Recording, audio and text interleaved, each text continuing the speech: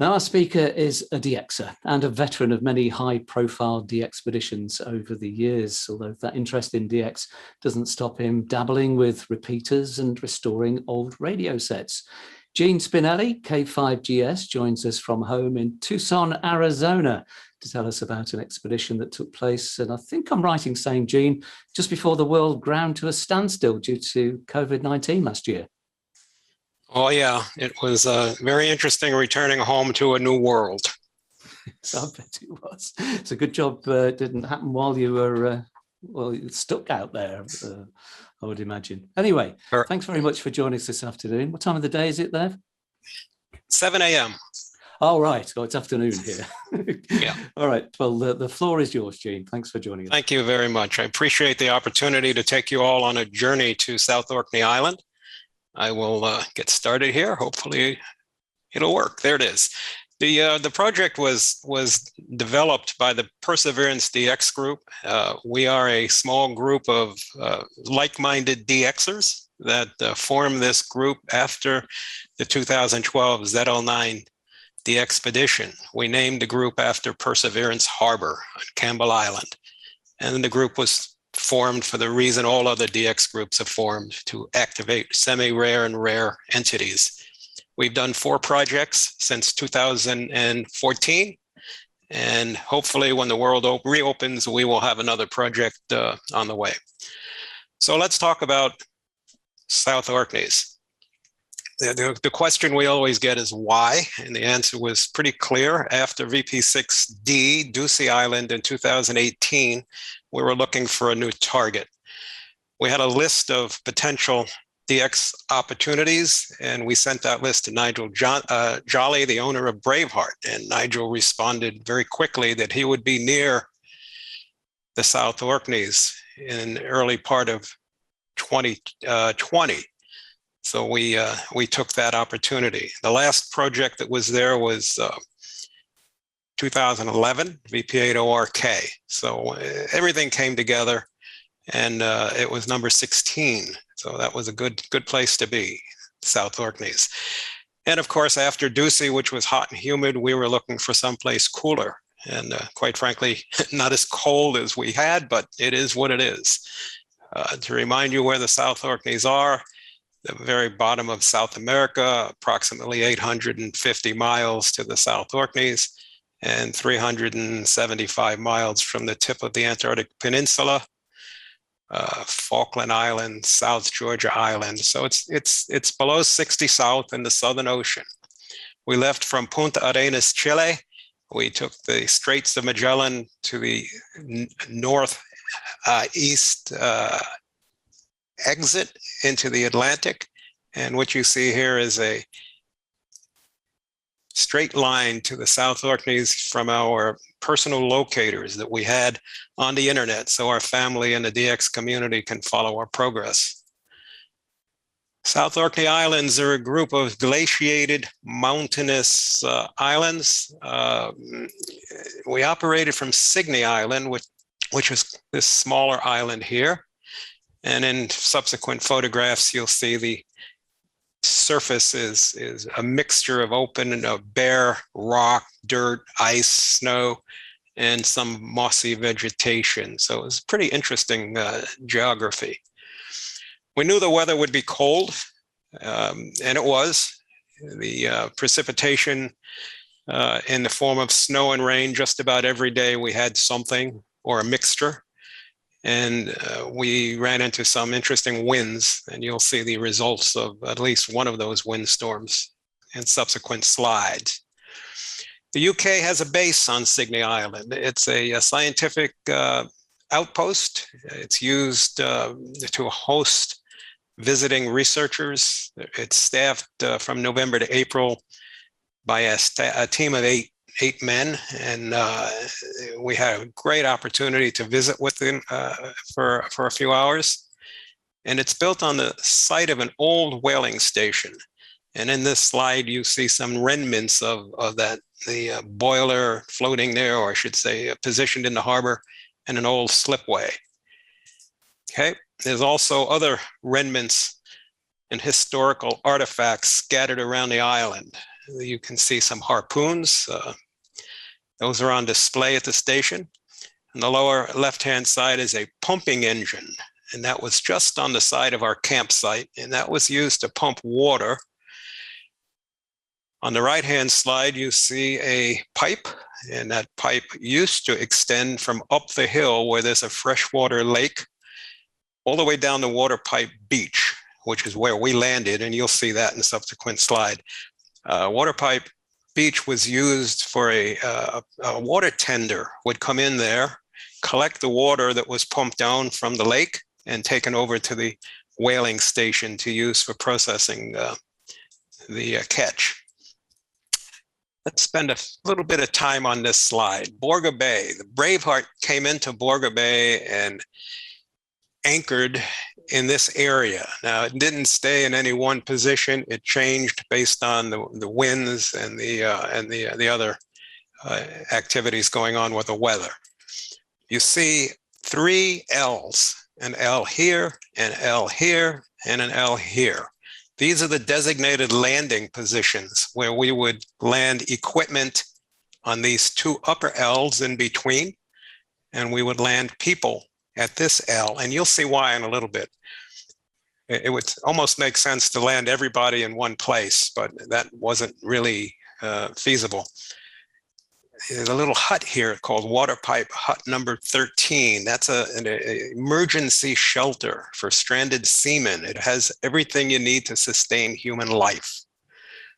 At the tip of the arrow, you see Marble Knolls. This is where our campsite was. It was surrounded by these marble knolls. And again, you'll see those in the next slides. Elephant Flats. And just keep in mind, Orwell Glacier. Okay, there's the Orwell Glacier. You'll see a lot of Orwell Glacier. So just put it in your mind that it's almost due south, not quite, but almost due south of our campsite at the Marble Knolls. And there's the UK base. Series of buildings. There was no way to walk between the two. So anytime the visitors visited our camp, or the staff visited our camp, they took a small boat, and we in fact did the same thing. So there you have it. Borge Bay, Braveheart, landing positions, and where the campsite would be located.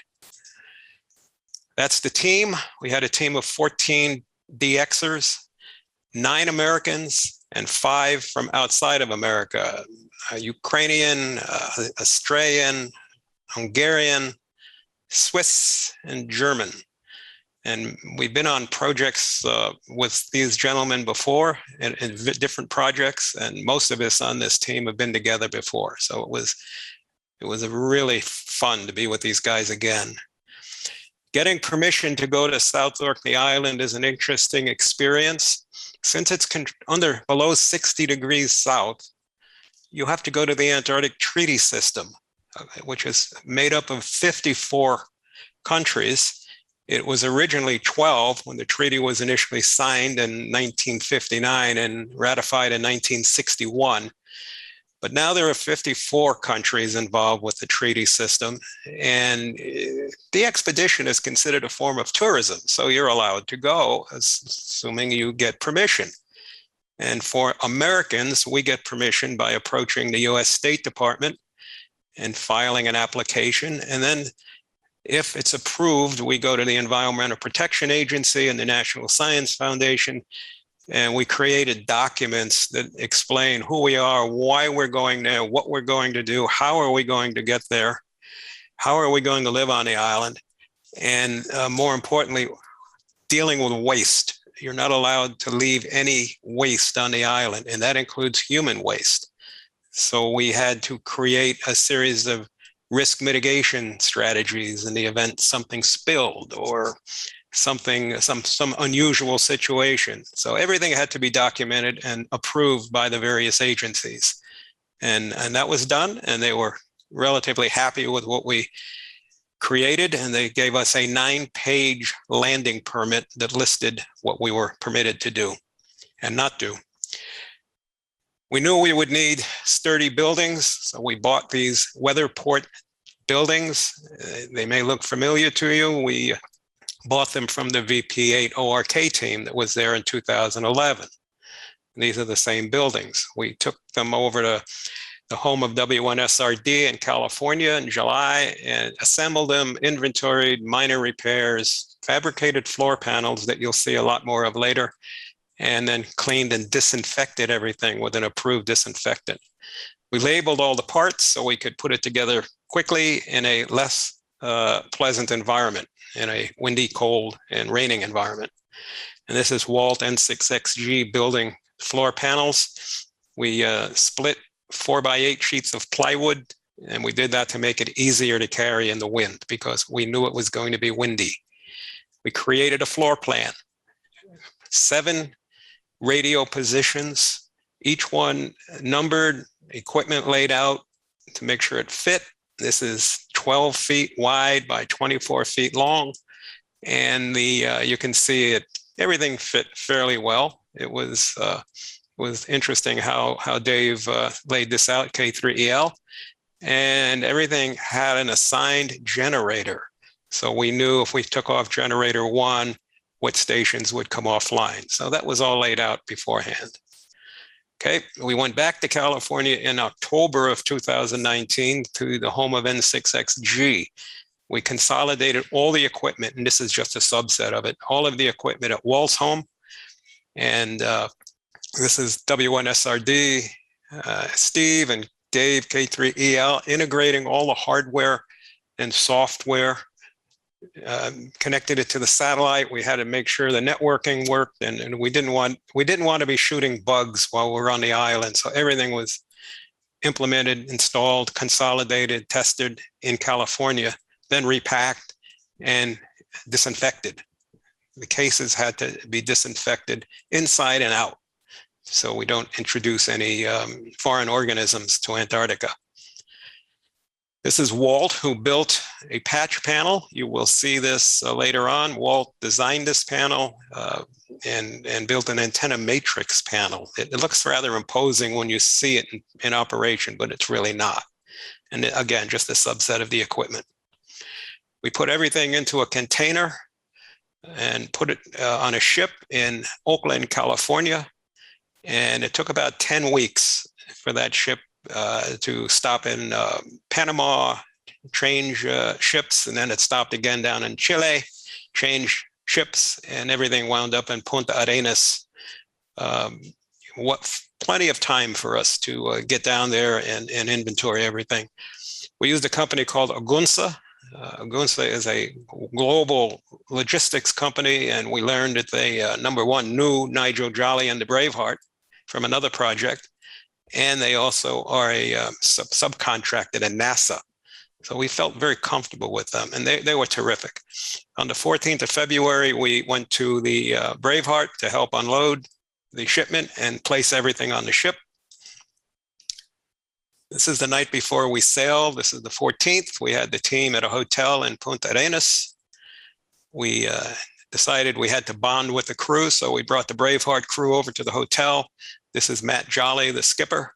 That's Nigel Jolly, his father, and the crew members interspersed around the table with our team. And it was Thanksgiving, where am I going here? It was St. Valentine's Day weekend, and it was a buffet, a wonderful buffet that I'm sure they lost money on because the Braveheart crew loves to eat.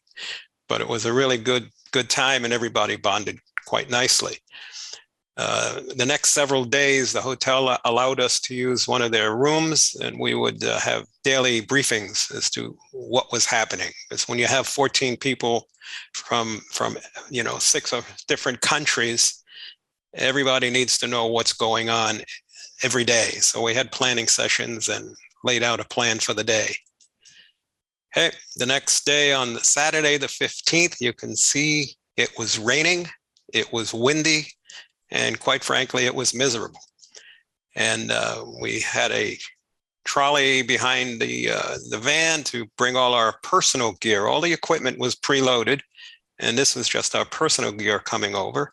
You can see the tide is out, so it's low tide. The gangway is up on a couple of truck tires. And this lady, Jacqueline, was our interface to Agunsa. She did all the logistics for us. And here she is helping me onto the gangway. What's happening here, you don't see it, of course, is the ship is rolling. It's moving and the gangway is going up and down. The wind is blowing and it's kind of interesting. And I'm not as coordinated as I was 25 years ago. So I was a little apprehensive, but Jacqueline took care of that by helping me. You can see a net down here. This was in the event something or someone went over the side. Nobody did. So we felt that was a success. We come aboard the ship, start get situated, and the skipper takes us through a safety drill. And he demonstrated the location and how to get into a cold water immersion suit in the event we had to leave the ship in an emergency situation. So everyone had one of these suits. That's my cabin. I shared a cabin with Rob N7QT. You see a lot of stuff here. We carried down some equipment that didn't make the shipment. There's a couple of SPE amplifiers and a lot of other small items that we decided to bring down later. Okay, so we left that same day, the 15th, and started our 6-day journey. It's a navigation track. There's a depth finder and of course the radar.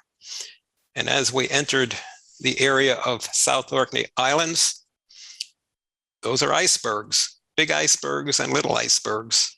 And of course the ship slows down and they stationed a crew member on the highest part of the ship with a searchlight.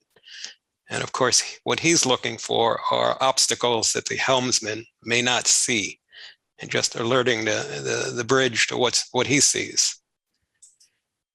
When we arrived, unfortunately, or fortunately, depending how you might look at it, we're not alone.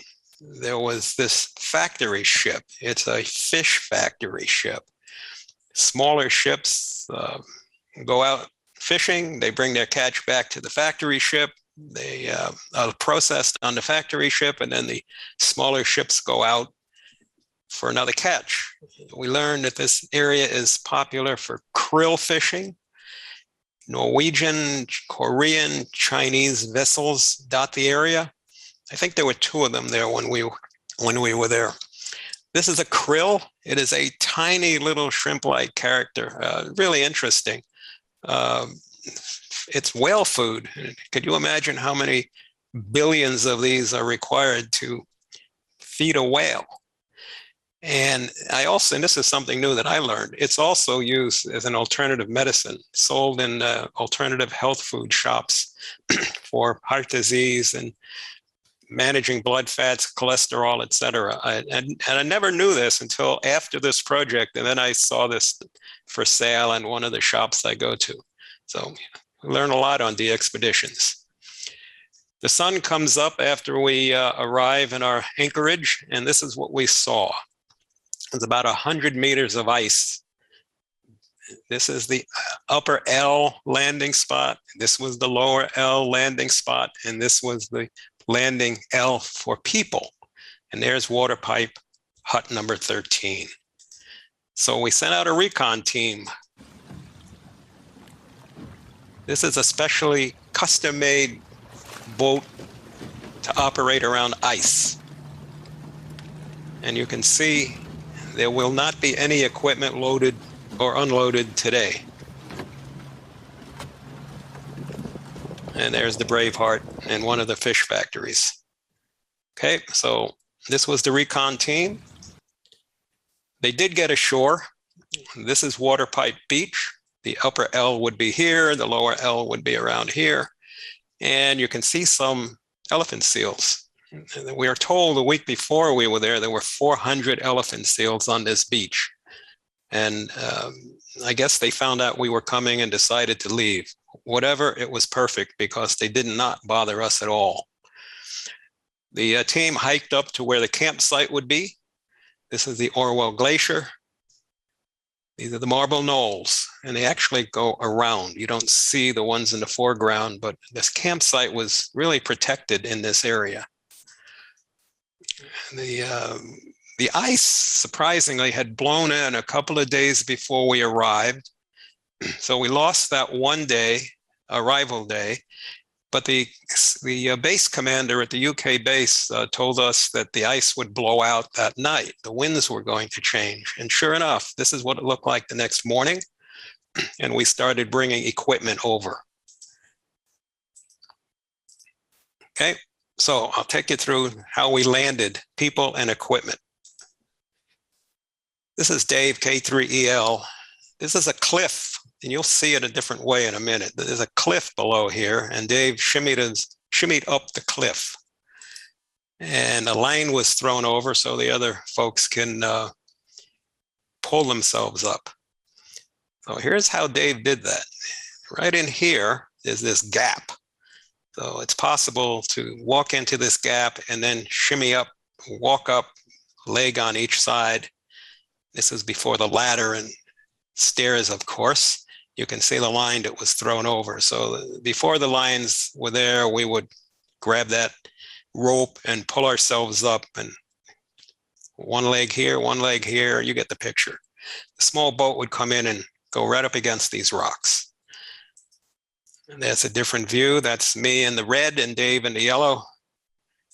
And there's another view. You can see the small boat would come against this rock, and the skipper would hold it there while we stepped out and then worked our way over to the stairway. The plan was many of us, I wouldn't say everybody, but at least half the team wanted to sleep on the boat every night. And that turned out not to be possible. And this is why.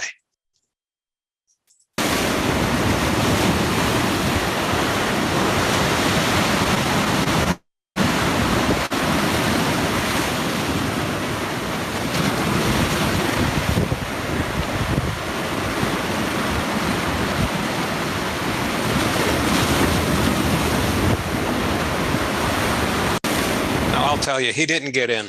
The seas were too rough. We couldn't do this every day. It was too dangerous.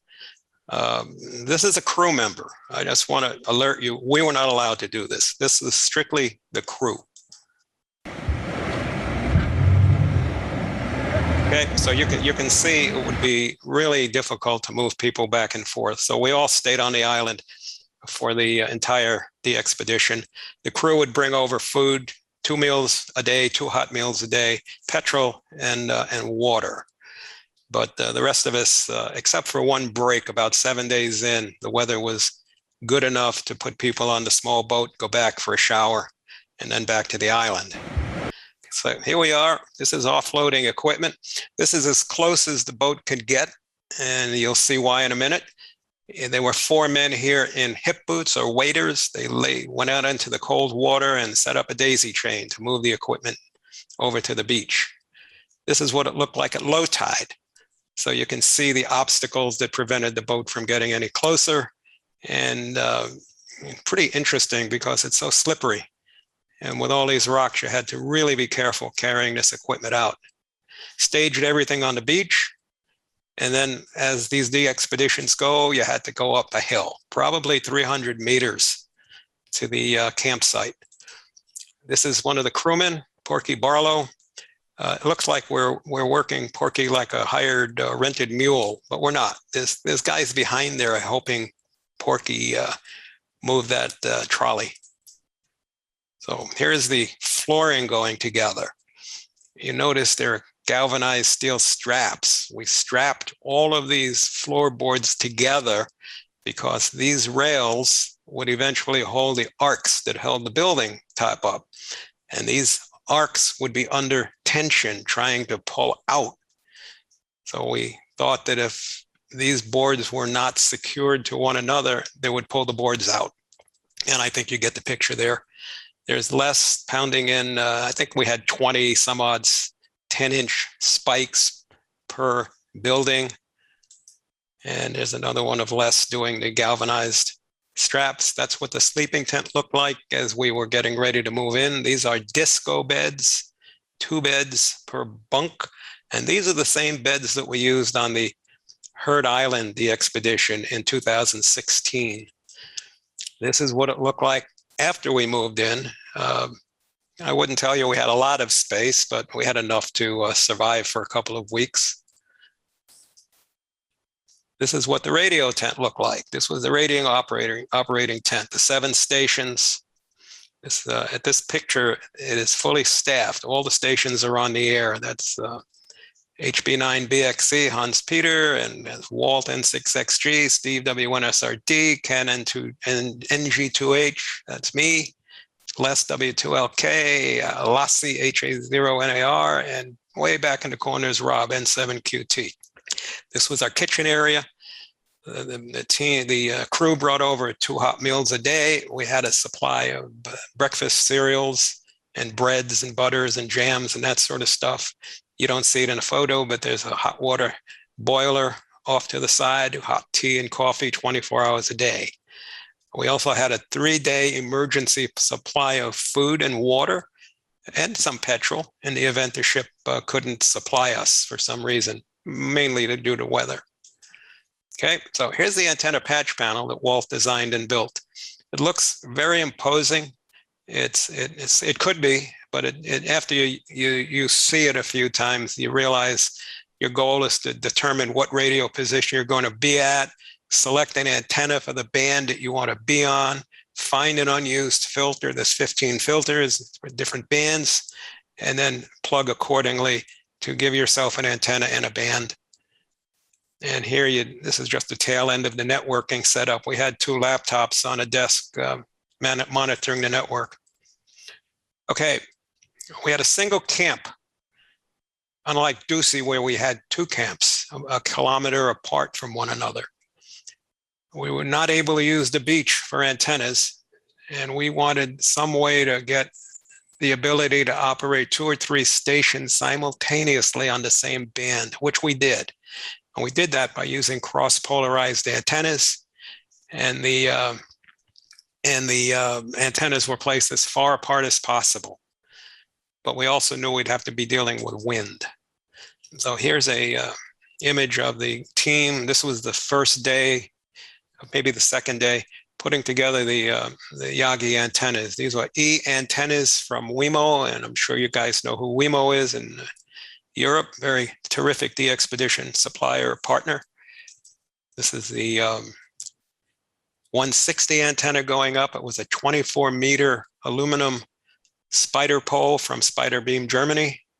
And you can see the Braveheart in the background. And this is a little winch arrangement and what's called, I guess, a falling derrick to pull that up. Very much simpler than what we've done in the past.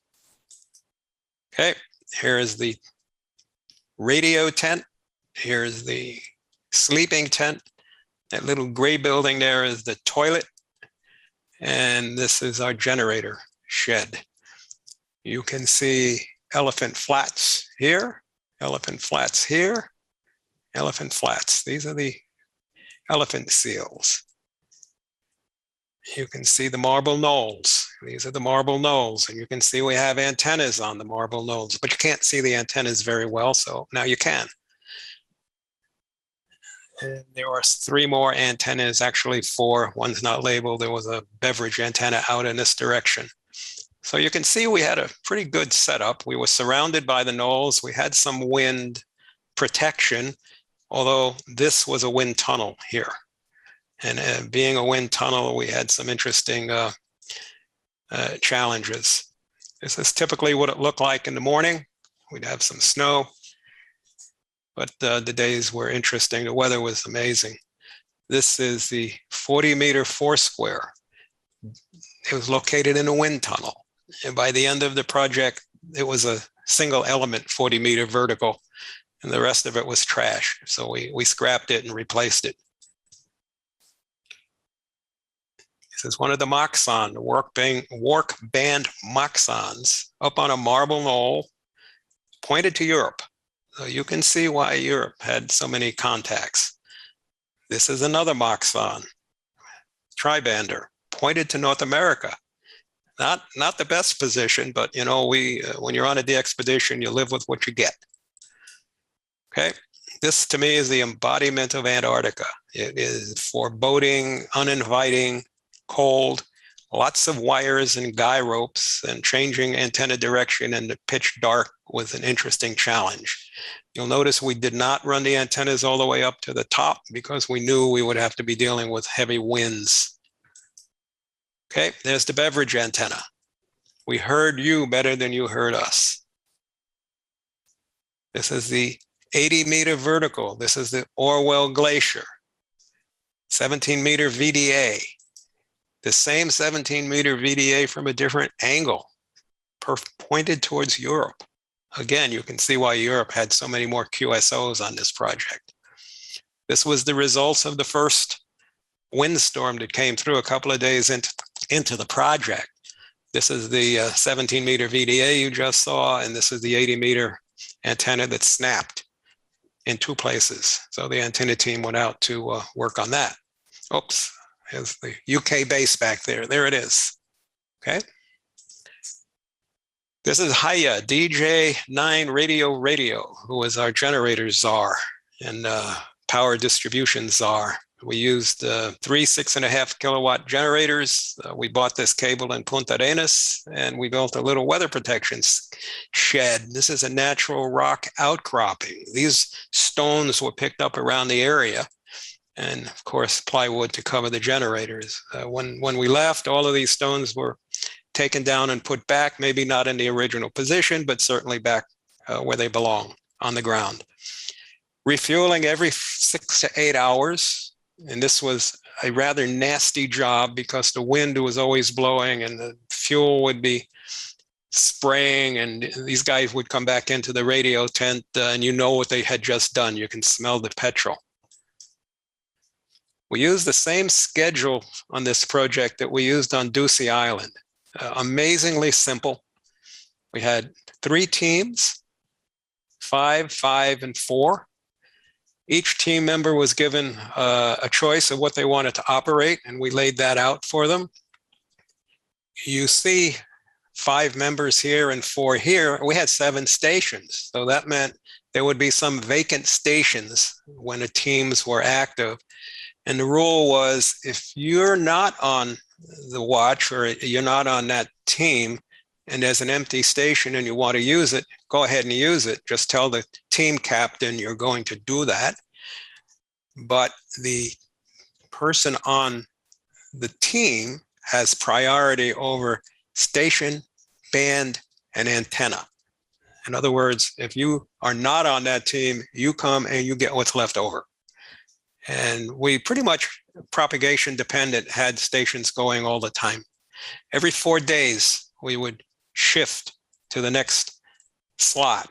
So after the end of the project, you actually operated in a 24-hour cycle. You get experience propagation over a 24-hour cycle over 14 days. Very simple schedule that worked great. This is Walt and 6XG, W1SRD, Steve, and Ken NG2H. We had a little whiteboard back here that we kept notes on, and here you can see it says shift change on Thursday. America 6, America, QSL. 73 Victor Papa. You can hear the generators. That was our constant friend. Even in the sleeping tent was actually a little closer, so we had that noise all the time. North America 160. You can see the boiler, hot water boiler, the antenna patch panels. Victor Papa, Japan, North America 160. Okay, you got the picture there. Here's another one. This one runs for about 2 minutes. So this is our generator. This is what we have to face this morning. Here's our toilet. Here's my good friend Lassie. Say hi, Lassie. Hi. This is what we had to suffer through. Oh, cool. This is the operating tent over here. We've got the 160 antenna in the back. Got a couple 30-meter and 40-meter force squares up there. The wind's howling. And here's our 60-meter antenna, 18 and 12, 20, 15, and 20 Aggies as well. It's freaking cold. Over there's our inverted 40-meter. antenna, but just probably about 25 degrees and freezing. So let me show you our sleeping tent.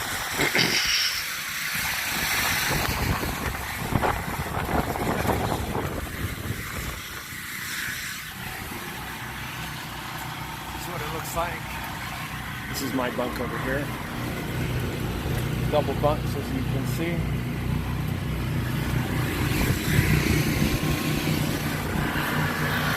And here's the operating tent.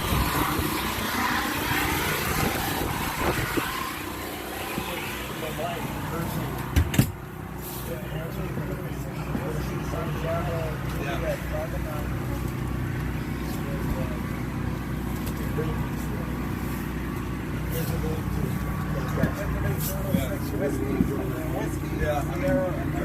5 and 9. So what am I going to stand up and say to tell you?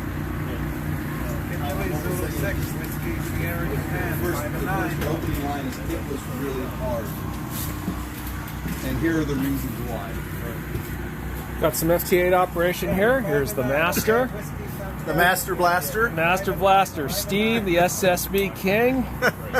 He's got so many comments about what a study is on 20, all the SSB bands anyway. And there's Walt over there. Walt, say hi. Hi. What are you working on, Walt? FT8, struggling with FT8. Struggling with 30 FT8. meters. Yeah, Oh, what a beautiful amp. Look at this thing. Piece of work. That thing just keeps on ticking. It hasn't failed. Hasn't Awesome. created any problems. Yeah, it's an awesome amplifier. Yes. We should bring more of these on Expedition. Okay, so you saw that. And then when you first went into the sleeping tent, you may have noticed Rob said, "That's my bunk." If you were quick and sharp-eyed, you would see that bunk was wet. And the reason it was wet was we didn't realize these buildings, these tents would have their own weather, and a lot of condensation built up on the ceiling and dripped in very strategic places, like Rob's bunk. And we lost one laptop on the network desk because it dripped right into the laptop. So, but fortunately we had spares. There is a beautiful picture of the Braveheart at anchor with some icebergs in the background. There's the Orwell Glacier again. This is the photo we use for the QSL card. W7XU, Arliss and Dave, K3EL, went out on a hike one day, and they took this beautiful photograph of Moss Lake, but they also noticed the weather was going to change. So they just stood there for a few minutes, and this is what they saw. The weather came in very quickly, which reiterated our rule that no one goes out hiking alone, and preferably take VHF radio with you. There's another shot of the camp. You can see way out in the distance, there is the radio tent, there is the sleeping tent, Elephant Flats, the UK base. Really cool picture. These were our neighbors. Penguins, for the most part, stayed over at the other side of the UK base, and only the stragglers came over to see us. The elephant seal, this is a leopard seal. It's a killer seal.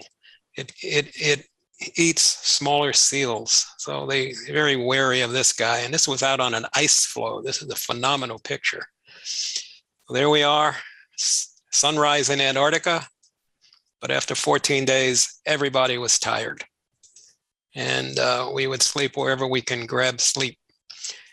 Skipper brought this chart over on, I think, a Wednesday, and he said, our plan is to leave on Friday, but you can see this weather coming in. It'll be pretty nasty. So why don't you guys stay an extra day? We'll leave on Saturday. So we did stay that extra day. We gave you guys 24 more hours of operations, which meant we had to tear down and load the boat on Friday in the rain. And it was really raining and windy, but what the heck? We were able to do it.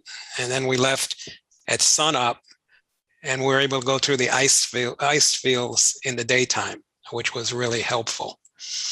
This was the output of the project, just under 84,000 queues, 20,500 unique calls, and Europe got the lion's share of the QSOs, almost 53%.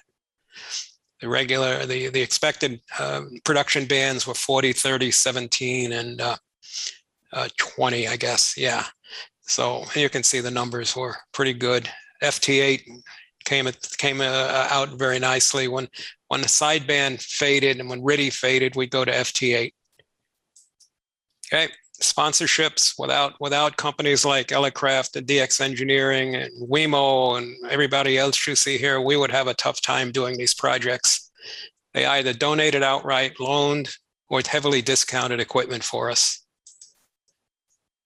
57 clubs and foundations donated money to us. There were 3,600 individual donors, 103 premier donors, 200 or more. The total cost was $327,000. The total income was $171,000 US dollars, and the team made up the difference. And thank you to the RSGB for being one of our sponsors, and Children, the UK DX Foundation, of course. Had a number of partners out there, and I think you all know Tim M0URX, our QSO manager. The Braveheart crew, can't do this without them. We had a pilot team set up around the world, and we used a Groups IO reflector. So people around the world could input directly to the pilots, and they would funnel everything to Glenn, and he would get it to us. I want to thank the DX community, the RSGB, and certainly my teammates for this wonderful project. And that's the end of my presentation at this moment. Oh, I don't know where to start with the questions. Okay. That is fantastic. The preparation that must have gone into that, how long were you planning all that? We started the project planning when Nigel sent us the email that said we can do it. And that would have been in January of 2019. And we had to have everything ready to put on a ship in October, late October, early November of 2019. So everything was compressed. Normally I like 12 to 18 months, but this one we did between January, for the major work between January and the end of October, to make the shipment. We knew we needed at least 10 to 12 weeks to get the equipment to Chile. And I know you're a veteran of quite a few DXpeditions, so presumably that experience counts for a lot. But when you get to a place like South Orkney, do you then realize, oh, there was something we forgot? You know, I don't think we had that experience. We've had quite a bit of equipment from the previous projects. We knew what we missed on the last projects. And we keep a supply of gear, some of it at my house, some of it at a storage facility in California. So no, I can't think of anything that we didn't bring on this one. We really went overboard a little bit. We brought more stuff than we needed. Yeah, and the cost there was what, $327,000, was it? Yes. The total cost. And it looked like there was a shortfall. Somebody spoke to me in my ear, so I wasn't quite sure how you covered the shortfall. Is that between you? Yeah, the team members pick up the shortfall, yes. Plus the challenge with any of these DXpeditions is you need cash up front. You have to pay the bills before you sail. So depending on OQRS and post-project donations doesn't work. So we each put up $20,000 US dollars to get the major bills out of the way. It's not for the faint-hearted, is it? Yeah. My wife calls these Gene's adventures. So how many have you been on then? And does it cost you 20 grand every time? Well, I've been on 5, and this was the most expensive. Usually they run between 10 and 15,000. And then the travel and hotel expenses are not in the budget. Those are incremental. So each member for this project probably, when it was all said and done, had between 18 and 20,000 spent. I mean, people perhaps don't realize what goes into this. I mean, sometimes you see complaints on social media that such and such in that DXpedition, they're not listening. They've got no ears, you know. They have no idea what is going on at your end, do they? You know, I did a presentation a short presentation in Friedrichshafen a couple of years ago, and then I redid that presentation at a DX convention in Seattle. And it was what goes on behind the veil, the recipe for a DXpedition. How do you put one of these things together, and what do you need to do? Of course, it was from an American perspective, but I think most global DXpedition teams go through the same tasks. So that was interesting. People get a different view, different opinion when they see how much work actually goes on with these. You know it for 2 weeks. We know it for what, 12 to 18 months.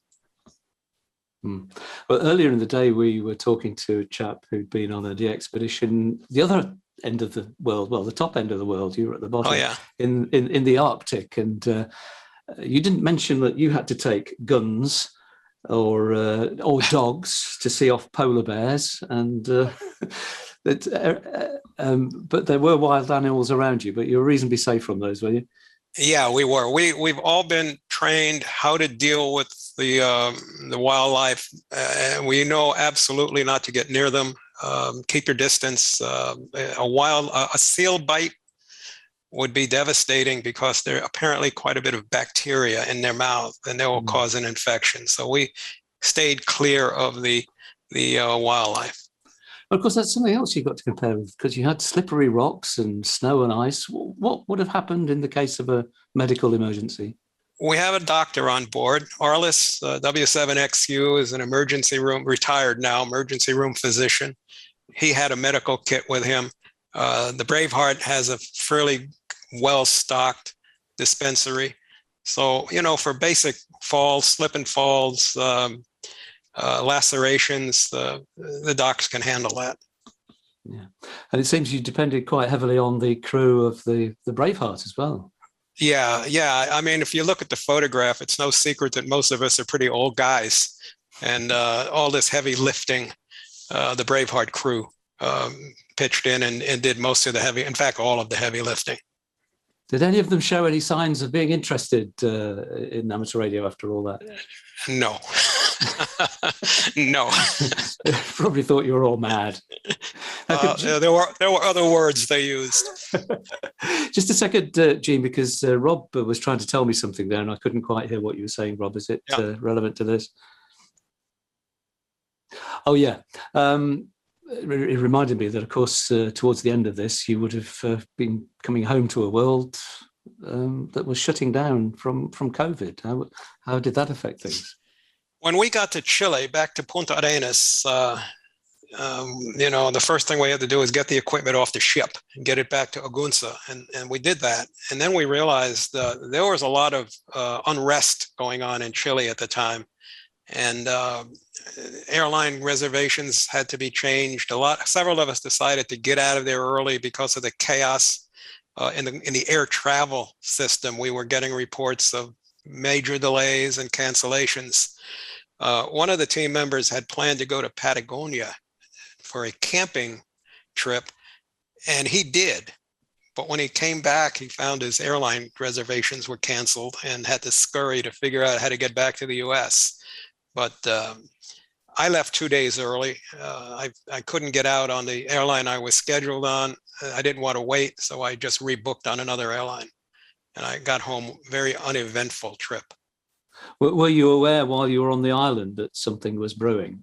Yeah, we were. We were in contact 7/24. We had SMS capabilities through our navigation device, our personal locators. So we knew stuff was going on. But quite frankly, I didn't really want to know. We had our own challenges to deal with, and worrying about what was going on back home and what we were going to be facing on the island, it just didn't want to do that. Well, nobody could foretell what was to come, could they really? Yeah. Just before we go, I see is that a telescope in the background there? That's one of my future hobbies. I bought that at least 3 or 4 years ago with the intentions, because I have a beautiful night sky here. There's no light, and I can see amazing stars and planets. But that's for when I retire from DXpeditioning. And is somebody's asking me, is Braveheart still operating with new No, owners? it's not. What we know right now is Braveheart was sold. Based on the information, it would be moved to Punta Arenas, Chile, or somewhere in the South America area. That's what we were told. I don't know how true it is. I don't know if it's going to happen, but at this moment, it's not available. Yeah, that question came from Martin Atherton, G3ZAY, who's a great DX over here. Well, Gene, our time is almost up. Thank you very much. It must be breakfast time for you, is it? Just about, yeah. Yeah. Coming up to what, 8 o'clock or something, is it? Yes, Well, it is. It's great of you to have passed on your experience and told us all about that and for answering all the questions. Thank you very much for joining us. Have a great rest of Saturday. Perfect. Thank you in again. Tucson, And Arizona. if anyone has a questions, just shoot it to me on my QRZ.com address and I'll get back to them. Good idea. Thanks a lot. Cheers, Jim. Perfect.